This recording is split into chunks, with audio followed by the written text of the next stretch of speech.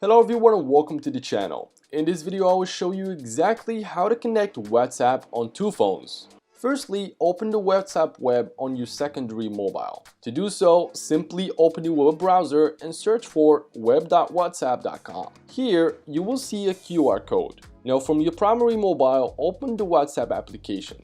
Tap on Settings from the bottom right corner of the screen. From here, tap on Link Devices. Tap on Scan button and then start scanning the QR code shown in your secondary mobile. Once the scan is completed, wait until WhatsApp prepares your chat.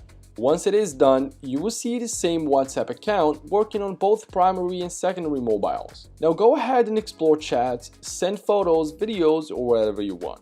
As both phones should be connected to the same WhatsApp account, keep in mind that the primary phone needs to stay connected to the internet for the secondary phone to maintain its connection. Be cautious when using WhatsApp on public computers or shared devices. Always log out from WhatsApp web when done, especially on devices that are not yours. Ensure that both phones have a stable internet connections. A poor connection can result in disconnection or delays in syncing messages. Keep an eye on the battery life of both phones, especially the primary one.